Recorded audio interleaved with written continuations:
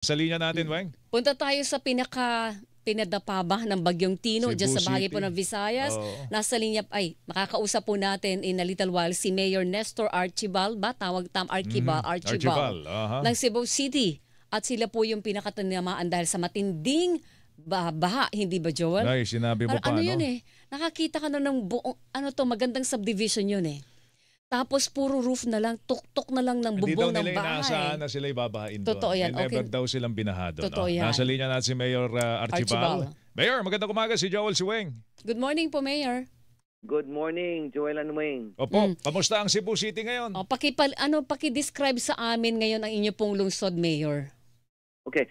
Ang lungsod natin, yung city natin actually is divided into two districts, North and the South District. Now, andito sa North, mayroong missing na reported madaling araw is 13. Okay. Mayroong na-retrieve nakita ng bodies 8. So, Meron na lang kayong 5 hinahanap, tama ba? Yes. So, out of 13, 5 ang hinahanap. Dito sa South District, mayroong missing na 6, but until now, wala akong report na nakita sila.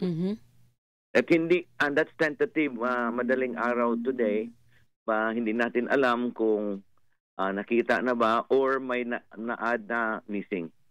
Kamusta ang baha dyan? Umupa na ba, Mayor? Yes, ang baha naman, umupa na, and then mayroong areas na malapit sa ilog, malapit sa coastline na medyo hindi pa nag-subside kasi kung dito naman sa coastline, kung high tide, mahirapan ang pag-subside. But actually, wala ng critical areas na tinitingnan natin. Doon po sa bilang ng mga nasawi, Mayor, nadagdagan pa po ba? Yun ang tinitingnan natin because ang one of the problems natin dito ngayon is communications.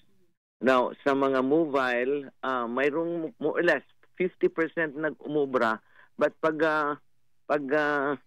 on naman, sometimes makat. So mahirapan.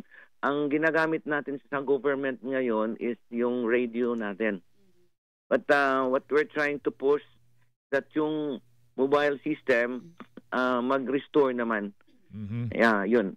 The power actually sa Verco sa area is 50% pa lang. Ang naibabalik. Ang babalik. Then ang maganda naman itong mga distribution companies like Davao Light and Cotabato Light nandito sa Cebu just to help. Okay. Maraming salamat sa kanila. Okay. Ilan ang bakwit ninyo dyan ngayon, Mayor? Okay, we have about evacuation centers put 80, no? Each barangay. Well, nag-estimate lang ako, rough, let's say 200 per evacuation times 80, yun ang approximate ko lang. Because yung tamang bilang, I cannot give you that right now because alam, come and go yan eh. So, yun. But yun ang tinitingnan natin, 200 by 80. Mayor, dun sa lugar na kahapon pa talaga namin, sobrang pangamba dinulot no sa mamamayan eh. Yung nagkaroon ng flash flood, yung subdivision po na rooftop na lang ang nakikita, tapos nagkapatong-patong yung mga kotse. Yes. Ano na po ang sitwasyon doon ngayon? Ang aming pong pinapalagay, ito yung mga middle class subdivision. Oo, malalaki po Mayor. yung bahay Maganda po yung mga bahay. That's correct. That's correct. That's a middle class subdivision. More or less, yung bahay na nandoon is about 400, more or less. So, kung sa tingin ko kahapon, kasi nandyan ako half day until, half day, siguro mga 80% yung na affected. Now, sakto ka, yung mga sasakyan is patong-patong.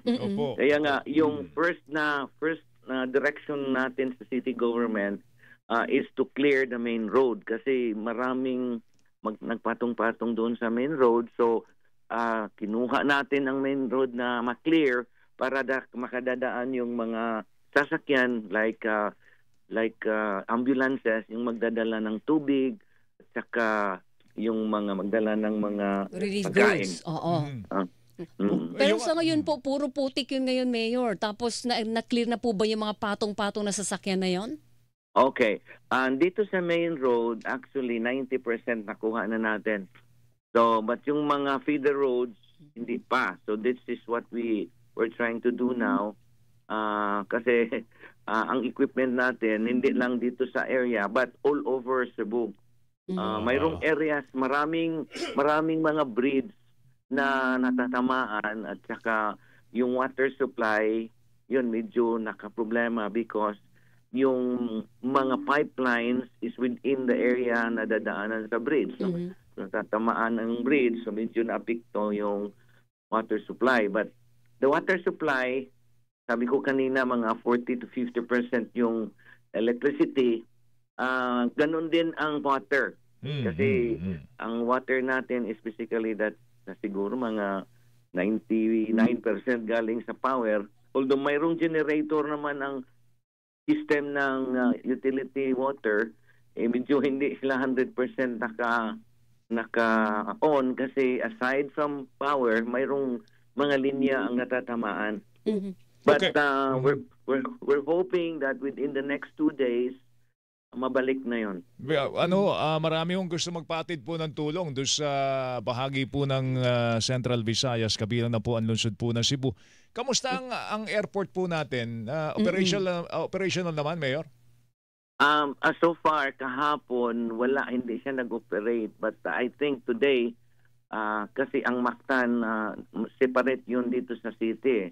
So I'm not very sure of what's happening doon sa airport. Okay. Kailangan nyo ba ng heavy equipment?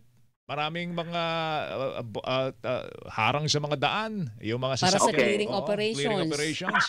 Dito naman sa Cebu, mayroon tayong active na mga contractors association. So then we're asking their help. So baka ngayon mayroon naman silang mapadala. Because kahapon medyo magulo kunti. But the government, mayroon tayo, dispatch doon sa, kasi dito mayroon North and South District. So mayroong grupo sa North na mountain, grupo sa South mountain, at saka dito rin sa city. Kaya nga medyo kapos tayo. But for now, I know that there would be a lot of, heavy equipment that will be coming from the contractors. Yung local DPWH, Mayor? Ang DPWH, wala.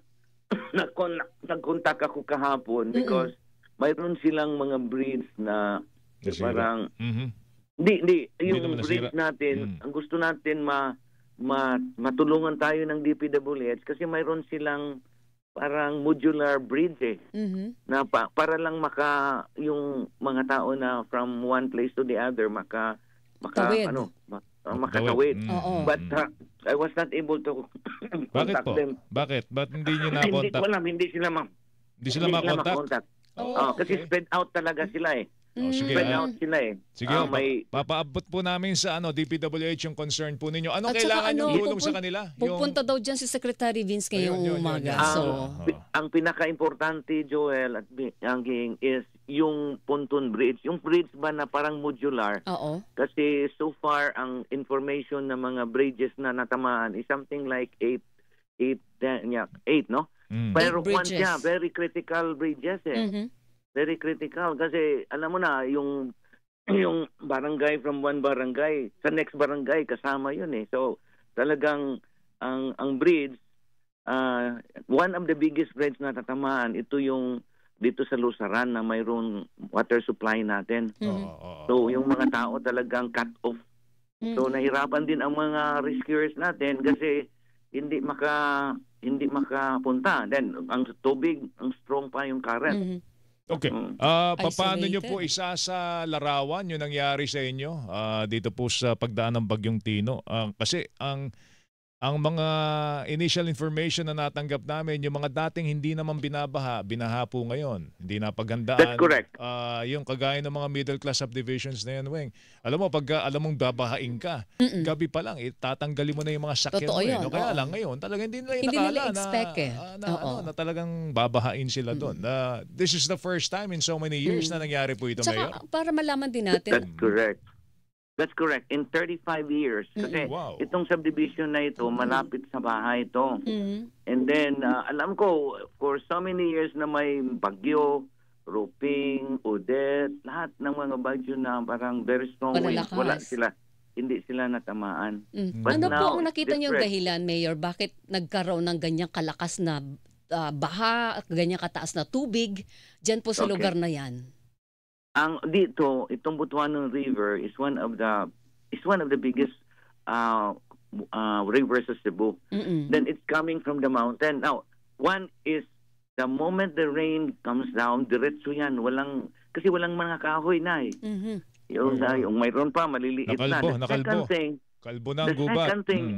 The second thing is, yung river, yung dating original mouth niya, siguro talagang maliit na lang. Ay, ganun. Bakit po? Ba't lumiit? Of course, hindi ko alam anong ginagawa nila dito. Ninupong nila? Nire-reclaim ba? O ano ba ginagawa?